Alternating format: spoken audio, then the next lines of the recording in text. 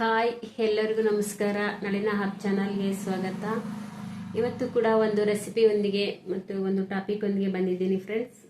ಈ ವಿಡಿಯೋನ ನೋಡೋದಕ್ಕಿಂತ ಮುಂಚೆ ನೀವೆಲ್ಲರೂ ನನ್ನ ಚಾನಲ್ಗೆ ಸಬ್ಸ್ಕ್ರೈಬ್ ಮಾಡಿ, ಹಾಗೇನೇ ಒಂದು ಲೈಕ್ ಕೊಡಿ ಮತ್ತು ಈ ವಿಡಿಯೋನ ಕೊನೆ ತನಕ ನೋಡಿ ಅಂತ ಹೇಳ್ತಾ ಈಗ ಟಾಪಿಕ್ಕಿಗೆ ಬರ್ತಾ ಇದ್ದೀನಿ. ಬನ್ನಿ ಫ್ರೆಂಡ್ಸ್, ಟಾಪಿಕ್ ಏನಪ್ಪ ಅಂತ ಅಂದರೆ ನೆಮ್ಮದಿ ಮತ್ತು ಕಂಫರ್ಟಬಲ್ ಲೈಫ್ ಹೇಗೆ ಬದುಕಬೇಕು, ನಮ್ಮ ಲೈಫನ್ನು ನಾವು ಕಂಫರ್ಟಬಲ್ ಆಗಿ ಹೇಗೆ ಬದುಕಬಹುದು ಎಂಬುದನ್ನು ಈ ವಿಷಯದ ಬಗ್ಗೆ ಇವತ್ತು ಮಾತನಾಡೋಣ. ಬನ್ನಿ ಫ್ರೆಂಡ್ಸ್, ಸ್ಟಾರ್ಟ್ ಮಾಡ್ತಾ ಇದ್ದೀನಿ. ಇವತ್ತು ನಾವು ಪ್ರತಿಯೊಬ್ಬರ ಜೀವನಕ್ಕೆ ತುಂಬ ಮುಖ್ಯವಾದ ವಿಷಯದ ಬಗ್ಗೆ ಮಾತಾಡೋಣ. ಇವತ್ತೆಲ್ಲರ ಜೀವನಕ್ಕೆ ಸಂಬಂಧಪಟ್ಟಿದ್ದೆ ಇದು ವಿಷಯ, ಇದ್ರ ಬಗ್ಗೆ ಮಾತಾಡೋಣ. ನೆಮ್ಮದಿಯ ಮತ್ತು ಕಂಫರ್ಟಬಲ್ ಲೈಫ್ ಹೇಗೆ ಬದುಕಬೇಕು. ಇವತ್ತು ಹಲವರಿಗೆ ಮನಿ ಇದೆ, ಮೊಬೈಲ್ ಇದೆ, ಮಕ್ಕಳಿದ್ದಾರೆ, ಒಳ್ಳೆಯ ಜಾಬ್ ಇದೆ, ಎಲ್ಲ ಇದೆ. ಆದರೆ ಅವರಿಗೆ ಮನಸ್ಸಿಗೆ ಏನೋ ಒಂದು ಕೊರಗಿರುತ್ತೆ, ಶಾಂತಿನೇ ಇರುವುದಿಲ್ಲ. ಯಾಕೆ?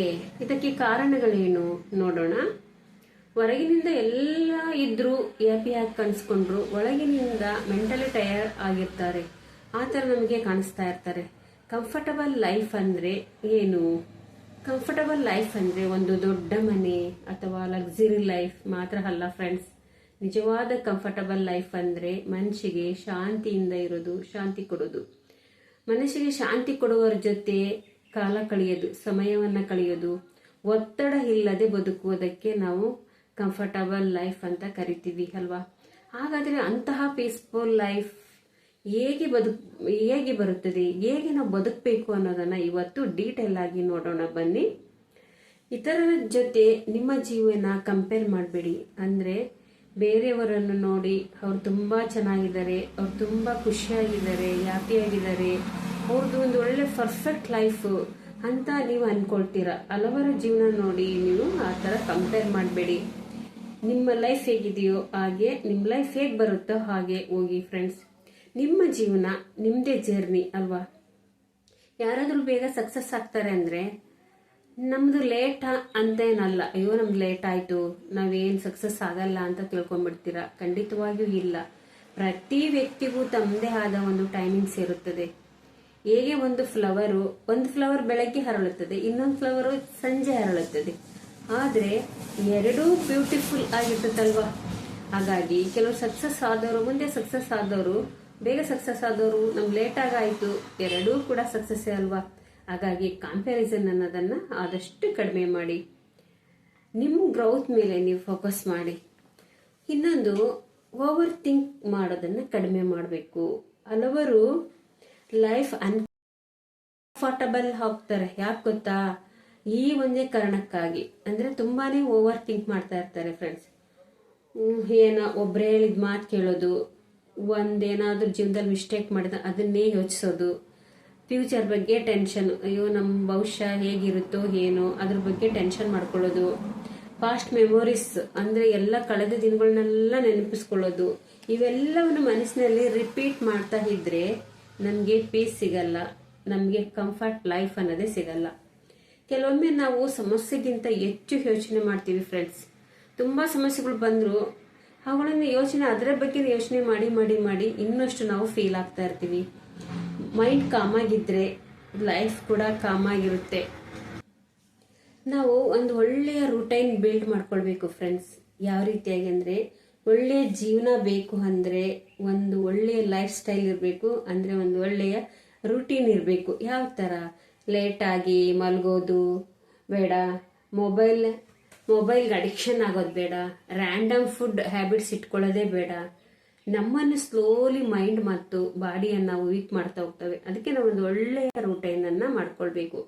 ಅದಕ್ಕೆ ಒಂದು ಒಳ್ಳೆಯ ಹ್ಯಾಬಿಟ್ಸನ್ನು ಬೆಳೆಸ್ಕೊಳ್ಬೇಕು ನಾವು. ನಿಮಗೆಲ್ಲ ಗೊತ್ತಿದೆ ಫ್ರೆಂಡ್ಸ್, ಹ್ಯಾಬಿಟ್ಸ್ ಯಾವ್ಯಾವು ಅಂತ ನಿನಗೆ ಗೊತ್ತಿದೆ. ನಾನು ಹೆಚ್ಚಿಗೆ ಹೇಳಬೇಕಾಗಿಲ್ಲ, ಆದರೂ ಒಂದು ಟೈಮ್ ಹೇಳ್ತಿದ್ದೀನಿ. ಬೆಳಗ್ಗೆ ಬೇಗ ಹೇಳೋದು, ವಾಕ್ ಮಾಡೋದು, ಮೆಡಿಟೇಷನ್ ಮಾಡೋದು, ಯೋಗ ಮಾಡೋದು, ನೇಚರ್ ಜೊತೆ ಹೆಚ್ಚು ಸಮಯ ಕಳೆಯೋದು. ಮತ್ತೆ ಒಂದು ಇಂಪಾರ್ಟೆಂಟ್ ಥಿಂಗ್ ಏನಂದ್ರೆ ಗೊತ್ತಾ? ಸ್ಲೀಪ್, ನಿದ್ದೆ ಚೆನ್ನಾಗಿ ಮಾಡೋದು. ಪ್ರಾಪರ್ ಸ್ಲೀಪ್ ಇಲ್ಲದ್ರೆ ಪೀಸ್ಫುಲ್ ಲೈಫ್ ಇಂಪಾಸಿಬಲ್. ಅದಕ್ಕೆ ನಾವು ಚೆನ್ನಾಗಿ ನಿದ್ದೆ ಮಾಡೋದನ್ನು ಅಭ್ಯಾಸ ಮಾಡ್ಕೊಳ್ಬೇಕು ಫ್ರೆಂಡ್ಸ್. ಇವೆಲ್ಲ ಹ್ಯಾಬಿಟ್ಸ್ಗಳನ್ನು ನಮ್ಮ ಲೈಫ್ನಲ್ಲಿ ರೂಢಿಸ್ಕೊಳ್ಬೇಕು ಫ್ರೆಂಡ್ಸ್. ಆಮೇಲೆ ಒಳ್ಳೆಯವರ ಜೊತೆ ಸ್ನೇಹ ಮಾಡಬೇಕು, ಒಳ್ಳೆಯವರ ಜೊತೆ ಇರೋದನ್ನು ನಾವು ಫಸ್ಟ್ ಕಲಿಬೇಕು.